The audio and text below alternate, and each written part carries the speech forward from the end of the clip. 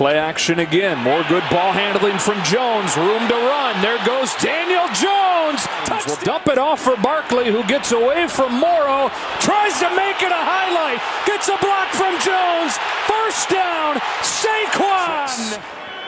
Play action. Room to roam again. An easy trot into the end zone for Jones. Third down. Giants bringing pressure. Fields is sacked by Dexter Lawrence. Woo! What a win. What a win. What a win. What a win it was. 3-1 on the year, boys. 3-1. I'm just going to take the W and be satisfied. But we have a lot to work on and a lot to deal with. That's for sure. It was a very rough and weird game.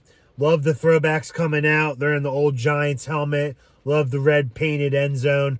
I really wish we could keep these throwbacks for good, being our permanent home jerseys.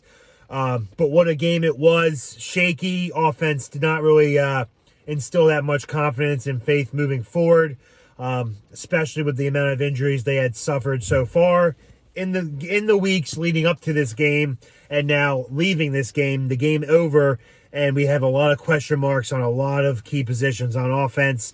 Let's just start with the recap. Giants, shaky, but they got their points when they needed to, and they went on to win the game. Daniel Jones, fourth quarter, was a very weird ending to this game.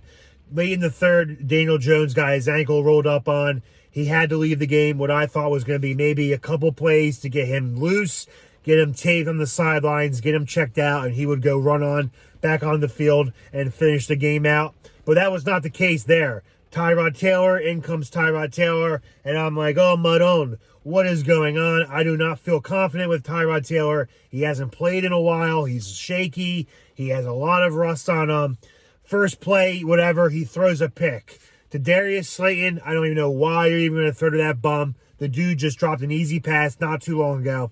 You throw a double cover to him. He gets picked off. I guess it worked out well because that would have been a punt regardless. We weren't going to make a first down that drive anyway. The next drive, he comes back. Defense makes a stop.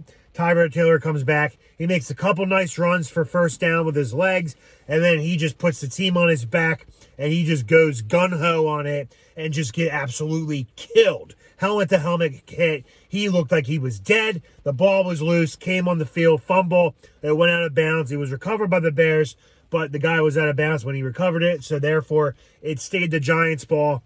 So Tyrod Taylor is now out of the game. I'm like, oh, shit. Like, Madone, what is going on? Like, what the fuck? In my Italian voice. Oh, Madone, what is going on? He comes off the field, and I'm like, all right, we have no other quarterback. We have no other quarterback on the active roster. So then we just started doing Wildcat with Richie James and Breda and Barkley. And I'm like, oh, my God, we have no quarterback. How the fuck are we going to win this game? Then I see Jones come back in. I'm like, oh, all right. So he's hurt, but he's able to come in the game. Then I'm like, what the fuck is he doing? Why is he lined up as receiver? So for the next few drives, he's playing decoy. Basically, Daboll had him come in, read the plays off his wrist coach, and then he lines up at receiver. I don't know why he wouldn't just line up a regular receiver out there. I don't know what Daboll was thinking. I don't know. It was a panic move for sure. I didn't really get the whole decoy vibe, especially if he was too hurt to even hand the ball off. Why is he out there playing receiver? They're obviously not going to throw to him, so why not just put actual receiver as a target out there for whoever is running the Wildcat? Who knows? But it worked. We ended up winning the game. Don't know how. That might have been the first Giants game where I'm like, we won a game in the last quarter without a fucking quarterback at all. We need to clear that up ASAP. We have London next week against Aaron Rodgers and the Packers. 9:30 start, so it's going to be a short practice week. They need to get someone on the practice squad promoted ASAP.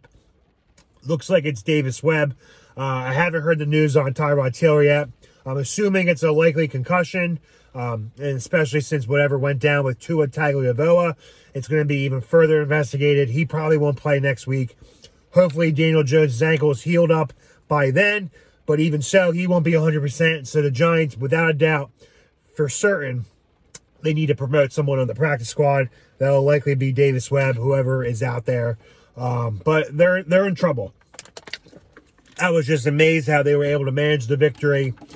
Hats off to the defense, playing a tremendous game. He had a couple bad breaks, a couple bad plays I was not too happy with. But with all the injuries that we have suffered so far with Leonard Williams and all our receivers cores, we're 3-1. We're 3-1.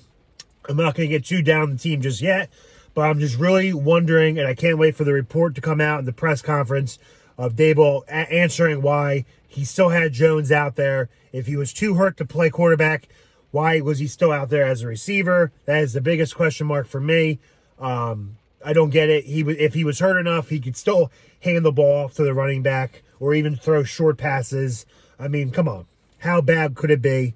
I mean, it did look bad. I thought maybe he broke his leg. But he was out there as a decoy, and he was standing the whole fucking game. The rest of the game on the sideline, he was just standing up. But, yeah, very interesting. I'm surprised we are 3-1. But I am happy. This team has a lot of holes. Our wide receiver core is just atrocious. Richie James cannot be our number one wide receiver.